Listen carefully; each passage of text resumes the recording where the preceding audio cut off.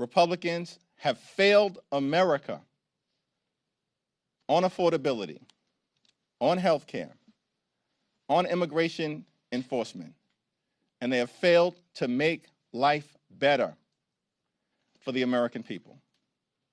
Questions?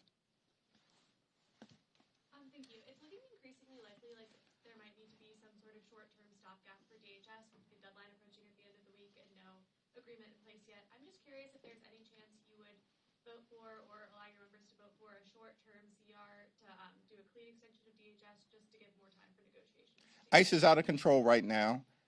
The American people know it, and ICE clearly needs to be reined in. Taxpayer dollars should be used to make life more affordable for everyday Americans, not brutalize and kill American citizens. Our position has been clear. Dramatic changes are needed at the Department of Homeland Security before a DHS funding bill moves forward. Period.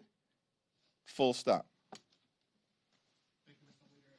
As these negotiations are happening, the Homeland Security Committee will hold an oversight hearing tomorrow where they'll hear from the heads of ICE, CBP, and USCIS.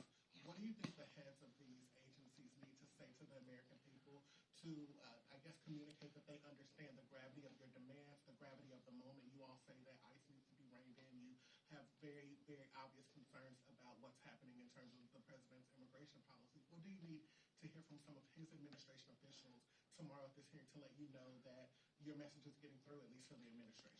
Donald Trump and the administration promised that their immigration enforcement policies were going to target violent felons. They lied to the American people. The Trump administration is not targeting violent felons. They're targeting American citizens, communities throughout this country, and law-abiding immigrant families. The American people know that ICE is completely and totally out of control. They've gone too far and need to be reined in. At the hearing this week, Trump administration officials should apologize to the American people for using their taxpayer dollars to unleash wicked brutality on the American people, and in some cases, kill them in cold blood, like Renee Nicole Good and Alex Preddy.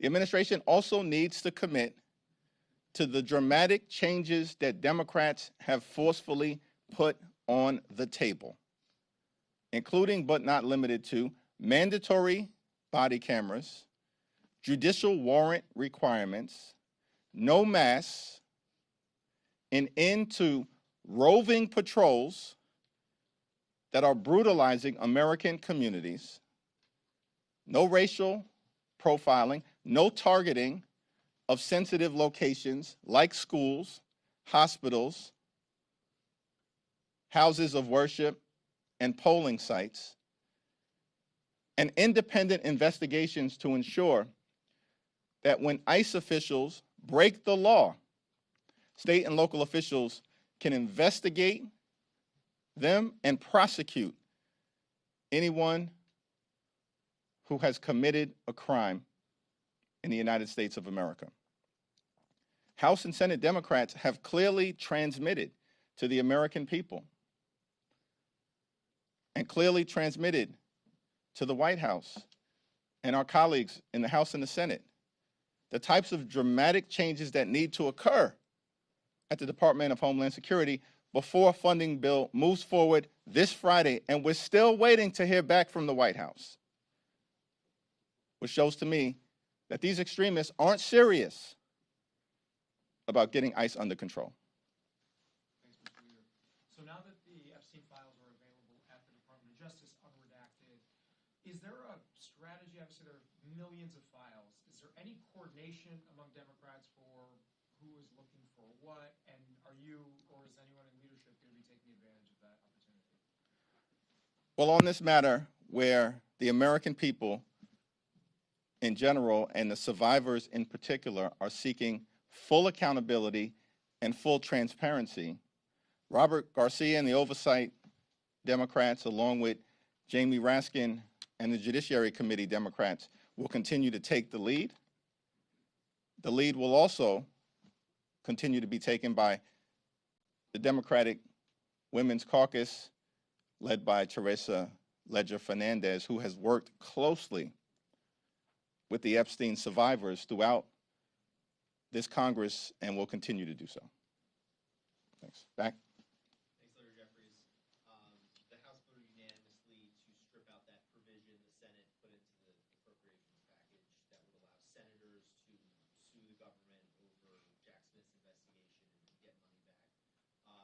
There's now a hearing on with the telecom companies tomorrow in the Senate, and Lindsey Graham has said he's trying to get some version of this through the Senate in the future that would allow for a private cause of action by private groups who have their phone records similarly pulled. Is something like that entirely dead in the House of Representatives?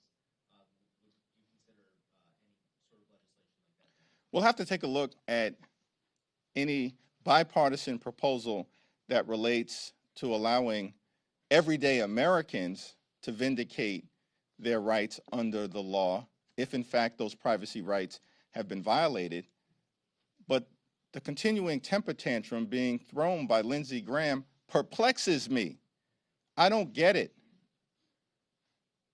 Like, there's enough corruption taking place coming out of 1600 Pennsylvania Avenue right now, the most corrupt administration in American history, Donald Trump and his sycophants running the largest pay-to-play scheme ever seen, focused on enriching themselves, their family members, and their friends, as opposed to actually addressing the affordability crisis or driving down the high cost of living.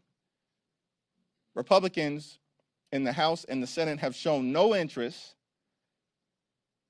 in dealing with the affordability crisis and no interest in fixing our broken healthcare system. I would suggest that John Thune and others actually pass the straightforward extension of the Affordable Care Act tax credits. Focus on that so we can actually restore affordable health care for tens of millions of Americans who are right now facing dramatically increased health care premiums. In some cases, seeing their premiums increase by $1,000 or $2,000 per month. That's unacceptable here in the wealthiest country in the history of the world, and Senate Republicans have done nothing about it. After House Democrats partnering with 17 House Republicans sent over a month ago a straightforward extension of the Affordable Care Act tax credits. Elizabeth Laura said she would support a funding bill that essentially funds every portion of DHS except for ICE and CBP. A, is that something you would support? And B, if it is, would that not be basically giving up all the rest of the leverage, given that the Big Beautiful Bill funded those two agencies for 4 years? We don't look at the moment that we're in as exercising leverage over the other side. We want to fund the government in a manner that actually promotes the health, the safety, and the economic well-being of the American people. The ball is in the Republicans' court right now. We sent over a proposal. We've given them legislative language as it relates to the types of dramatic reforms of DHS that the American people are demanding, and we've heard nothing but crickets from the other side. That says to me that Republicans are preparing to shut down the Coast Guard, shut down FEMA, and shut down TSA because they'd rather see that outcome than actually force ICE and other parts of DHS to conduct themselves like every other law enforcement agency in the country. That's what we're asking for at this point. Police officers don't wear masks. County sheriffs don't wear masks. State troopers don't wear masks. Why are Republicans committed to unleashing masked ICE or CBP agents on the streets of America to visit brutality on American citizens, while at the same time targeting law-abiding immigrant families? It's all so completely and totally unhinged, unacceptable, and un-American. So This is on Republicans right now in terms of what happens on Friday. The clock is ticking. We'll sit down with anyone, anytime, any place. But our demands for dramatic ICE reform are clear. It's a line in the sand that we've drawn on behalf of the American people. Thanks.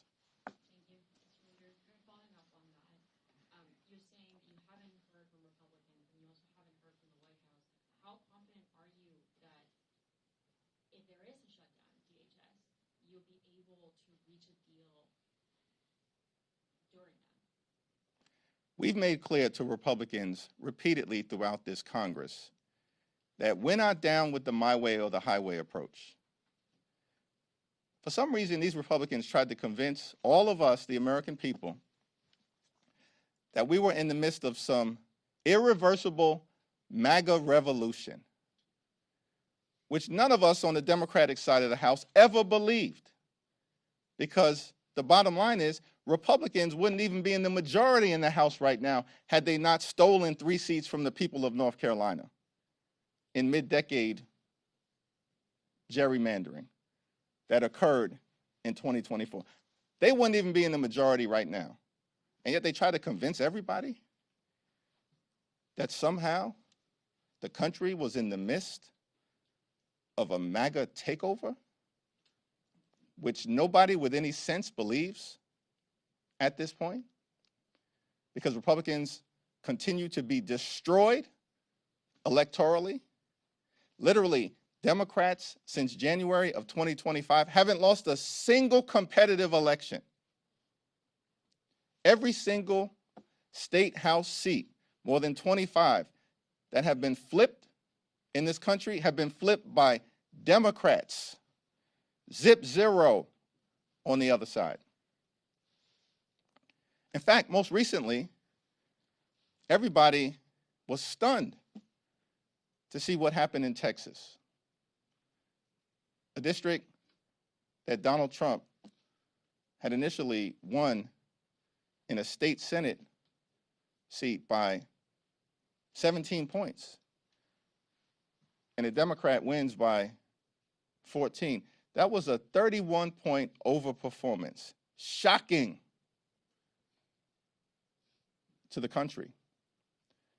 But then I was amazed because I assumed that that was the high watermark.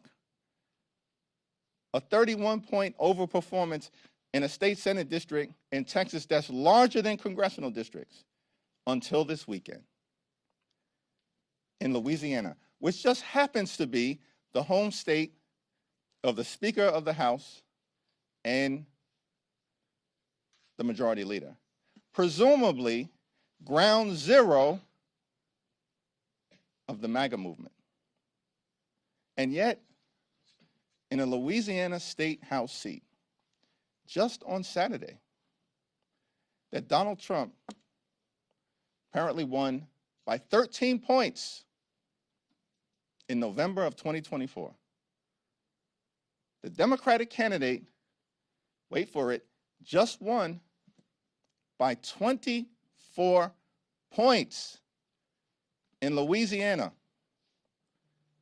the heart of Mike Johnson and Steve Scalise territory.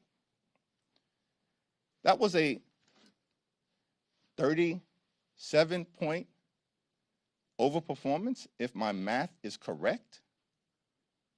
This is stunning. It's over for these extremists.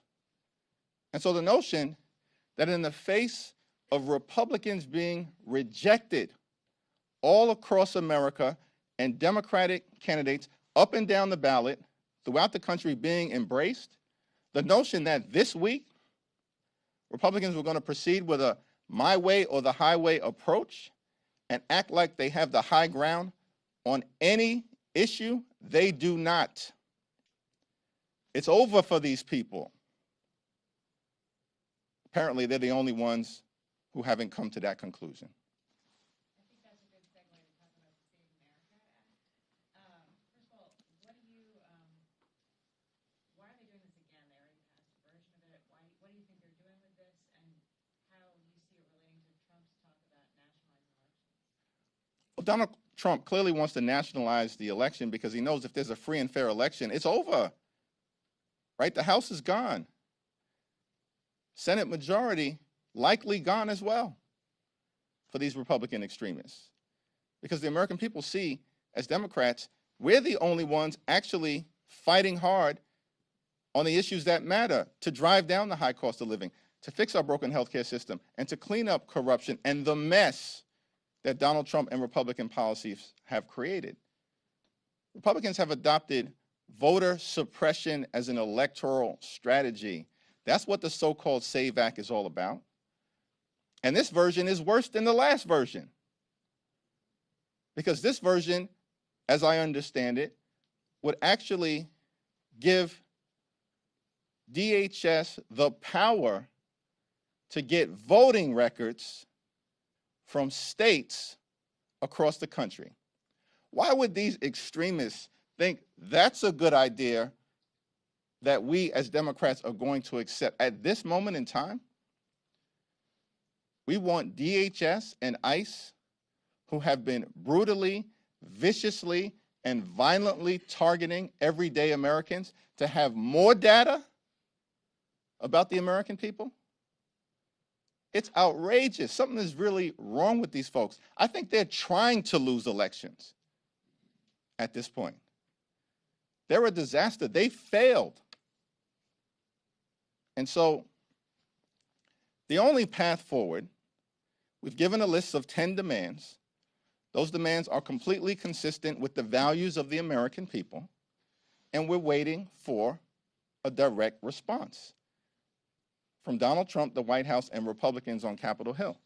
And then we can have a debate, which we are ready to enthusiastically embrace on behalf of the American people. The so-called SAVE Act, a version that's worse than the prior version, is going down. It's not going to pass.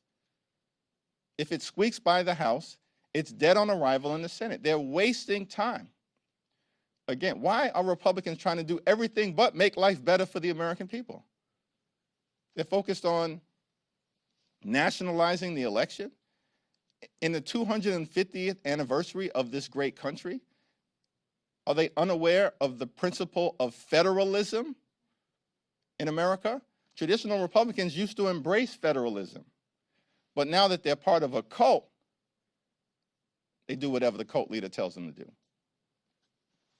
What was your reaction to the results of the New Jersey special primary? I know it's not yet been called, but it seems like progressive candidate Anna Mejia is voting for that. It's not yet been called yet, so we're closely monitoring the election results. And then whoever emerges will be prepared to stand by them in the April general election to ensure that a Democrat fills the seat left vacant by Governor Mikey Sherrill.